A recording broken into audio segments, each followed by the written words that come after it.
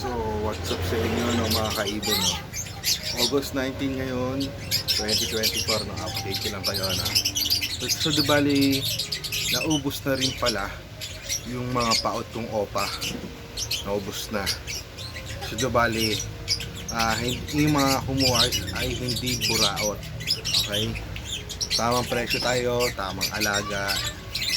So, ngayon is papakita ko sa inyo yung mga alaga kong ibon na nasa loob ng bahay na ito sila, pakita ko sa inyo ha. Yan. Ito sila. Yan. Pale follow opa. Yan, pale follow opa. Tsaka dilute opa. Yan, dilute opa. Yan. So, diba ito pa yung isa. Screen opa, split pale. Tapos blue pastel na possible split wino. Opa pa rin yan ha. Opa. So dibali, wait lang, pakita ko sa inyo. Papos ko lang muna. Okay. Etong isa na to is mo viewing split pale opa. Nesting na hen po yan ha. Yan ay hen. Hen po yan. Yan. Marka siyang kulay blue sa pakpak niya. Ito is di ko malaman kung bayo o cobalt blue opa. So bali ngayon is yan, nesting na siya guys. Yan, nesting na siya dyan ha. Formula blind kasi ako eh. Tapos ito yung isa, blue opaline hen. Okay, so bali di ko pa opaline yan ha. Opa, ha? Ito yung kapartner niya. Di pa sila nakikita nagme-mate eh. Yan. Ito yung mga nest box. Yan.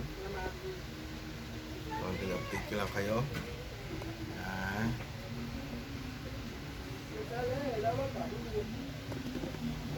So, pause ko lang ulit. So, yun na nga guys. So, bali naubos na yung sarili kong pa-out na ibon na opaline. Ang natitira na lang dyan ay yung bigay ni Sir Arcon sa akin na Parblo Perso na Belgium line. So, no. So, bali, yun yung bigay niya sa akin. Tsaka yung isa na sinwap na sa akin na Parblo Fisher sa isang banded pair ko na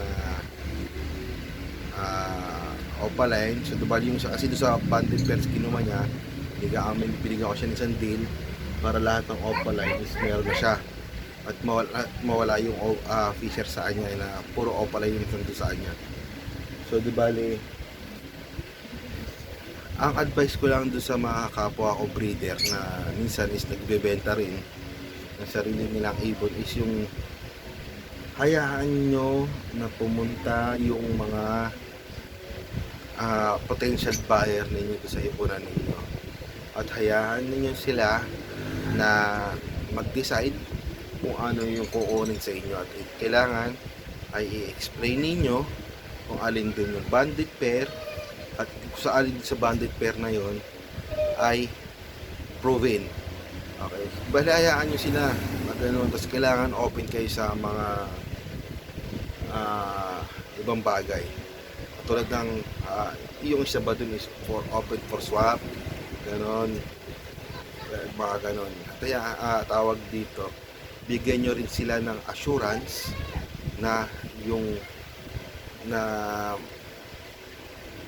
assurance na hindi kayo manloloko, ganon. So, bali kailangan, yung nga ginawa ko is pinapunta ko sila rito, is assurance din yun na talagang una is nag-aalaga ka ng ibon, nagbe-breed ka ng ibon. Kailangan malaman din ng mga potential buyer ninyo yung place ninyo in case na magkaroon ng problema is madali na kayong puntahan. At kailangan marunong din kayo magkaroon kayo ng konsiderasyon sa mga ibon ninyo, sa mga potential buyer ninyo.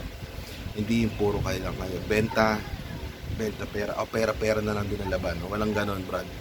Walang mga ganun mga idol.